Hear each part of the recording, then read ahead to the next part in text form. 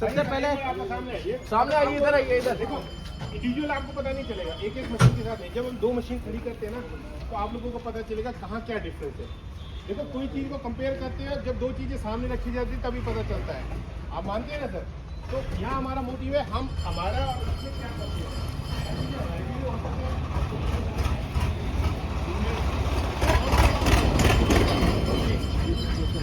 अभी मैं बताता हूँ। सबसे पहले हमने कहा इस मशीन के अंदर उस मशीन से 510 किलो लोहा भारी है।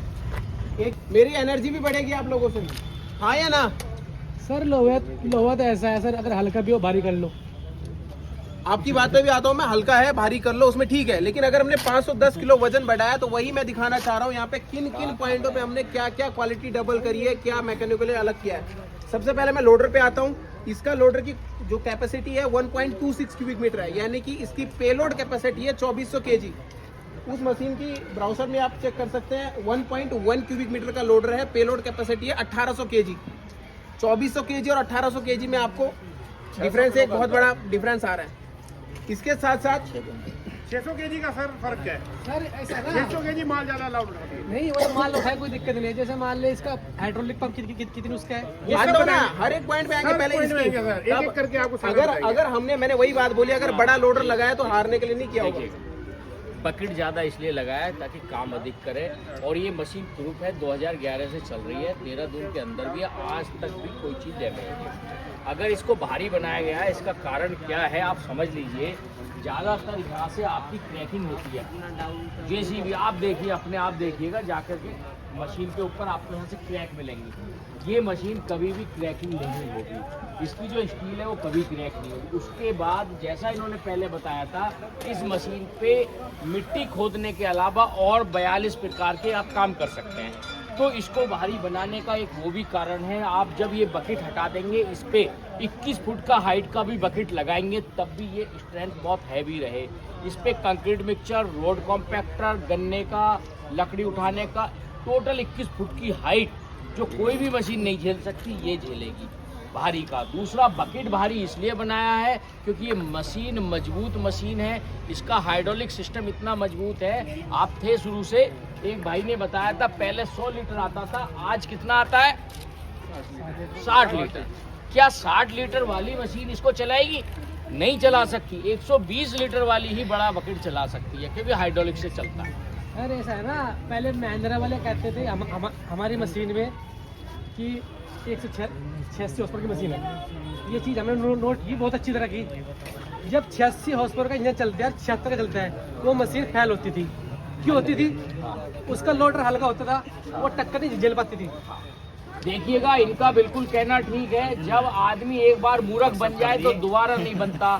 जैसे अगर आपका मुंह दूध में फूक जाए तो छाछ को भी चेक करोगे, 100% सही है। आज जेसीबी नंबर 1 है तो क्यों? क्योंकि महिंद्रा आई, चूना लगा के चली गई, केस आई, चूना लगा के चली गई, टेरेक्स आई, एस्कॉर्ट आई। मैंने शुरू में ये बात बोली थी जब हम यहाँ आए थे कि हमारा एक ही मकसद है कि हम आपको ये बताएं कि ये मशीन क्या है, क्योंकि आपके मार्केट में बहुत सारी मशीन आई, आपको क्या क्या बोल के गई, कितना झूठ बोला, और आपको मशीन चेप के चली गई।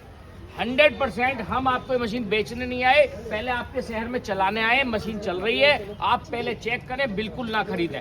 आपका पैसा है, कीमती पैसा है, अगर आप उसमें पैसा डाल रहे हैं, जो 100 लीटर देता था 60 दे रहा है, आप पूछ भी नहीं रहे। पहले हाइड्रोलिक टैंक पंप जो है नीचे लगता था, इंजन में लगा दिया, और आप अगर इसे महिंद्रा एस्कॉर्ट टेरेक्स समझ रहे हैं तो बिल्कुल पहले भूल जाइए। ये महिंद्रा एस्कॉर्ट टेरेक्स नहीं है, ये बुल है, इंडियन कंपनी। और पहले 1997 से ये हम ट्रैक्टर पे बैको लोडर लगाते हैं, ट्रैक्टर पे। और आज ये अभी सर्च करिए गूगल पे, किसी भी इस शहर के अंदर भी मेरे कम से कम 20 से 25 कस्टमर होंगे, 20 से 25 होंगे ही होंगे। किसी भी ट्रैक्टर कंपनी में जाइए, पूछिएगा मैंने अटैचमेंट लगवाना, बैको जेसीबी बनवाना, ट्रैक्टर का किस कंपनी का बनवाऊं, वो आपको आंख बंद करके बोलेगा अगर आपको चलाना है तो बुल का चला लीजिए। उसके बाद जब हम उसमें पूरे परफेक्ट कंप्लीट हुए हैं, तब हम इसमें 2011 में आए। आपके यहाँ तब आए हैं जब हम सेकंड नंबर प्लेयर है। एस्कॉर्ट, महिंद्रा, टेरेक्स, ये तो बहुत पीछे चली गई हमारे से। इस कंपनी के सामने उनकी बात करना एक तरह से इसकी तौहीन है।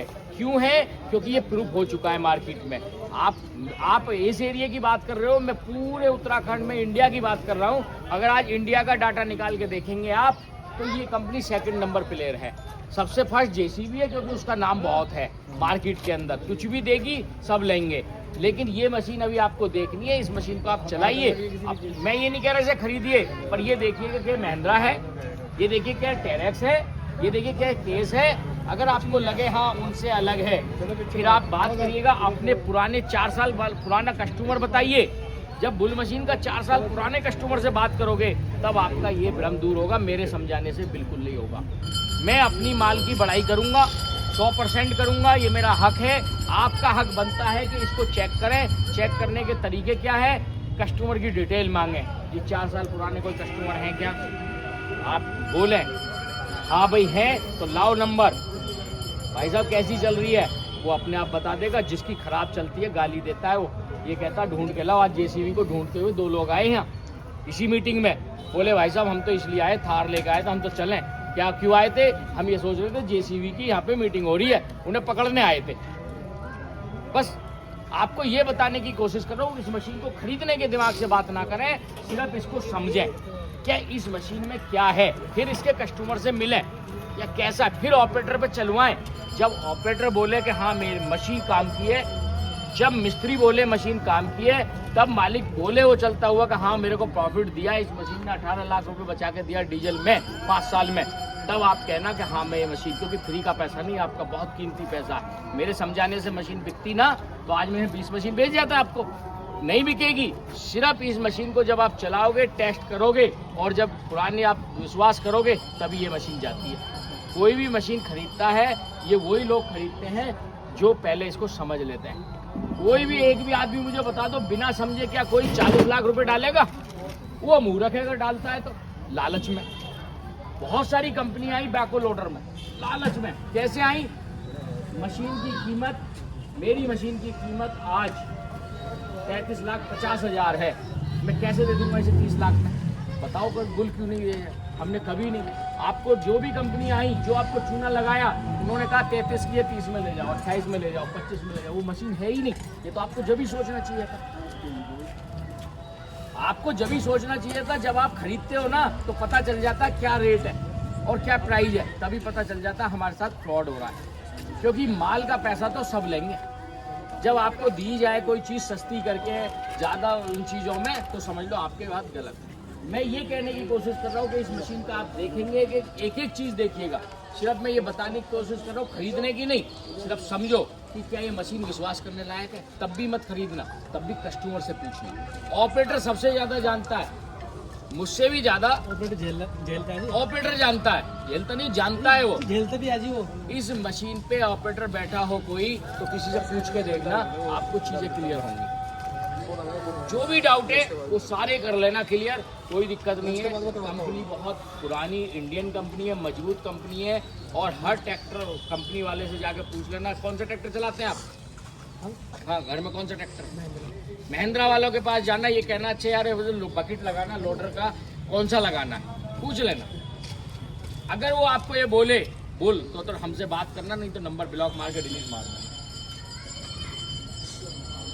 यहाँ तो ज़्यादा सर जेसीबी की बात हो रही, ट्रैक्टर की बात हो रही है, समझे नहीं? यहाँ तो कॉर्पोरेशन की बात हो रही है। फिर समझे, आपको मैं कैसे जानूंगा? बिल्कुल ट्रैक्टर की बात करें, अब ट्रैक्टर बेचिए फिर। अब सही बात का है, आपको मैं कैसे जानूंगा? आपके पापा का नाम पूछूंगा ना, जो आपके गाँव जाऊंगा, तो पहले ही इसका पापा कौन है, ट्रैक्टर अटैचमेंट। भाई मैं आपके घर जाके आप ही का नाम नहीं पूछूंगा, आपके पापा का पूछूंगा कि हाँ, तो ये ऐसे ही इसका जो पापा वो है। तो हम ये बताने की, देखो हर एक आदमी का लिंक है। मैं राजकुमार भाटी, तुम क्या जानो? मैं कहूँगा बुल मशीन से, जब समझोगे ना।